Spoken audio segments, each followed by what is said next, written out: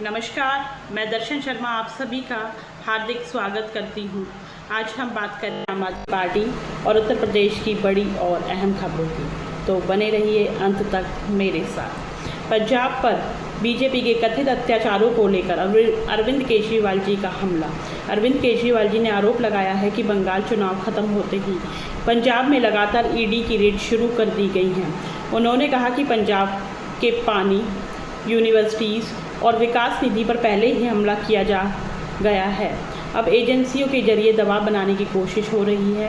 केजरीवाल जी ने कहा कि भाजपा के अत्याचारों के आगे पंजाब नहीं झुकेगा। प्रवीण भाई मकवाना पर हमले को लेकर बीजेपी पर निशाना। अरविंद केजरीवाल जी ने प्रवीण भाई मकवाना जी के जल्द स्वस्थ होने की कामना करते हुए भाजपा पर तीखा हमला बोला है। उन्होंने कहा है कि गुजरात में बदलाव की आवाज़ उठाने वालों को डराने और धमकाने की कोशिश की जा रही है, लेकिन आम आदमी पार्टी झुकने वाली नहीं है। केजरीवाल जी ने कहा कि यह हमला सिर्फ एक व्यक्ति पर नहीं बल्कि बदलाव चाहने वाले हर गुजराती पर हमला है। महत्वपूर्ण प्रेस कॉन्फ्रेंस में अरविंद केजरीवाल जी ने भाजपा पर केंद्रीय एजेंसियों के दुरुपयोग और विपक्ष को निशाना बनाने का आरोप लगाया है। उन्होंने कहा है कि पंजाब ने हमेशा अन्याय के खिलाफ आवाज़ उठाई है और इस बार भी पंजाब भाजपा की कथित दबाव की राजनीति के सामने डटकर खड़ा रहेगा। सीएम मेरी रसोई योजना का शुभारंभ, 40 लाख परिवारों को मिलेगा लाभ। मुख्यमंत्री भगवंत मान जी ने संगरूर से सीएम मेरी रसोई योजना की शुरुआत की है। इस योजना के तहत बच्चों को कुपोषण से बचाने के लिए साल में 4 बार राशन किट दी जाएगी। मान जी ने कहा है कि उनकी सरकार मुफ्त बिजली, स्वास्थ्य योजनाओं, महिलाओं के सम्मान और किसानों को सुविधाएं देकर हर वर्ग का जीवन आसान बनाने के लिए लगातार काम कर रही है। पंजाब को कोल फ्री बनाने का ऐतिहासिक पहल। भगवंत मान जी ने गांव सतोज से पंजाब को कोल फ्री बनाने की ऐतिहासिक शुरुआत का ऐलान किया है। इस पहल के तहत बिजली की तारों को अंडरग्राउंड किया जाएगा। इससे दुर्घटनाओं में कमी आएगी और गांवों शहरों की तस्वीर बदलेगी। मान जी ने इसे रंगला पंजाब के निर्माण की दिशा में बड़ा अहम कदम बताया है। केंद्र सरकार पर बरसे भगवंत मान, बोले पंजाब को डराया नहीं जा सकता। संगरूर में अहम प्रेस कॉन्फ्रेंस के दौरान भगवंत मान जी ने भाजपा पर केंद्र एजेंसियों के दुरुपयोग का आरोप लगाया है।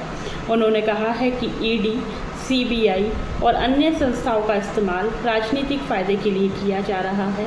मान जी ने दो टूक कहा कि पंजाब गुरुओं और शहीदों की धरती है, इसे डराया या झुकाया नहीं जा सकता।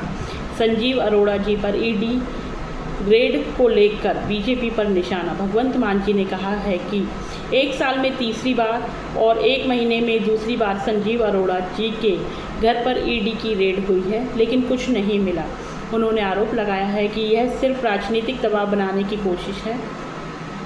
मान जी ने कहा कि जो धरती औरंगजेब और अंग्रेजों के सामने नहीं झुकी, वह भाजपा के हथकंडों के आगे भी कभी नहीं झुकेगी। ईडी छापेमारी पर सांसद संजय सिंह जी का हमला। आम आदमी पार्टी के राज्यसभा सांसद संजय सिंह जी ने पंजाब में ईडी की कार्यवाही को लेकर केंद्र सरकार पर तीखा निशाना साधा। उन्होंने कहा कि बीजेपी का सुपारी किलर ईडी पंजाब पहुंच गया है और यह सब भगवंत मान सरकार को बदनाम करने की साजिश का हिस्सा है। पंचकुला नगर निगम चुनाव में आम आदमी पार्टी की हुंकार। सांसद संजय सिंह जी ने पंचकुला नगर निगम चुनाव में जनसभा को संबोधित करते हुए बीजेपी पर केंद्र एजेंसियों के दुरुपयोग का आरोप लगाया। उन्होंने कहा कि आज ईडी देश की सबसे अविश्वसनीय संस्था बन चुकी है। पंजाब में ईडी कार्यवाही पर आम आदमी पार्टी का पलटवार। आम आदमी पार्टी ने कहा है कि मोदी शाह द्वारा भगवंत मान सरकार के अच्छे कामों को रोकने और नेताओं को बदनाम करने की कोशिश की जा रही है। पार्टी का दावा है कि पंजाब की जनता इस राजनीतिक साजिश का लोकतांत्रिक जवाब देगी। रोजगार दो, सामाजिक न्याय दो पदयात्रा का ऐलान। रोजगार दो, सामाजिक न्याय दो पदयात्रा का 5वां चरण 16 मई से मेरठ से शुरू होगा, जो 20 मई को गाजियाबाद में संपन्न होगा। पार्टी ने इसे हक और सामाजिक न्याय की लड़ाई बताते हुए युवाओं और आम जनता से जुड़ने की अपील की है।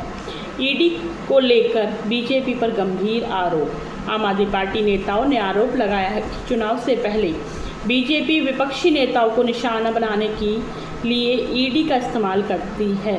पार्टी ने कहा कि पंजाब में यह कार्यवाही राजनीतिक बदले की भावना से प्रेरित है और जनता चुनाव में इसका जवाब ज़रूर देगी। स्मार्ट प्रीपेड मीटर पर वंशराज दुबे जी का बयान। वंशराज दुबे जी ने दावा किया है कि स्मार्ट प्रीपेड मीटर लगाने पर पूरी तरह से रोक लग चुकी है। उन्होंने कहा कि इसके बावजूद अगर कोई बिजली विभाग कर्मचारी जबरन मीटर लगाने पहुंचता है तो जनता उसका वीडियो बनाकर भेजे ताकि मामले को उठाया जा सके। आजमगढ़ हिंसा पर आम आदमी पार्टी का हमला। उत्तर प्रदेश के आजमगढ़ में राजभर परिवार के घर में घुसकर बच्चों और बच्चियों के साथ मारपीट की घटना पर आम आदमी पार्टी ने भाजपा सरकार को घेरा। पार्टी ने कहा कि प्रदेश में पिछड़ों और दलितों पर अत्याचार लगातार बढ़ते जा रहे हैं। अपराधियों के हौसले सत्ता संरक्षण की ओर इशारा करते हैं।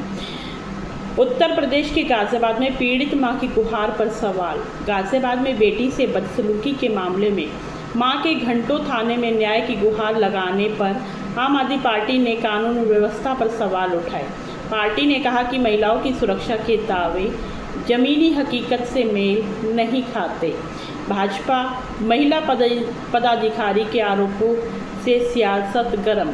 उत्तर प्रदेश के गाजियाबाद में भाजपा की महिला पदाधिकारी द्वारा अपनी ही पार्टी के नेताओं पर अभद्रता और अश्लील संदेश भेजने के आरोप को लेकर आम आदमी पार्टी ने भाजपा के महिला सुरक्षा दावों पर निशाना साधा है। उत्तर प्रदेश के अंबेडकर नगर स्कूल व्यवस्था पर सवाल। अंबेडकर नगर के एक विद्यालय में बच्चों से सफाई कार्य कराने का मामला सामने आने पर आम आदमी पार्टी की शिक्षा व्यवस्था को मजाक बनाया जा रहा है और बच्चों के भविष्य के साथ खिलवाड़ हो रहा है।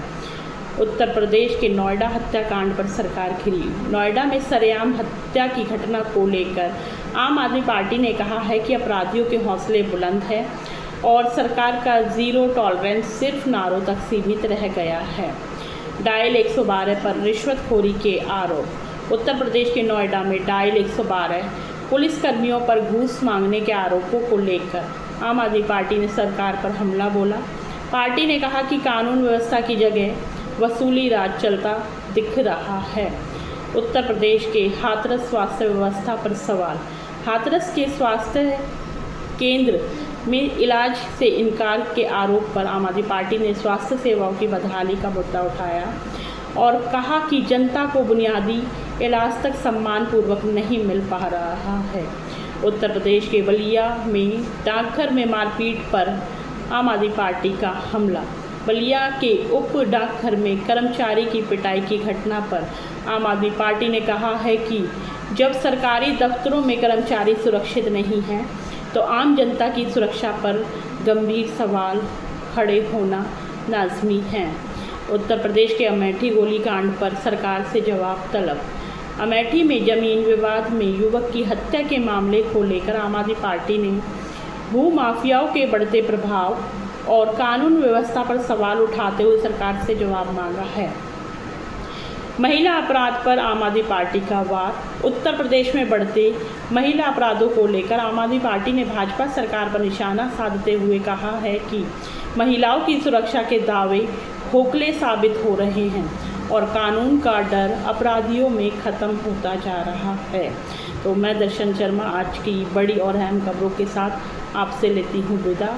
तो जुड़े रहने के लिए आप सभी का बहुत बहुत धन्यवाद। जय हिंद, जय भारत।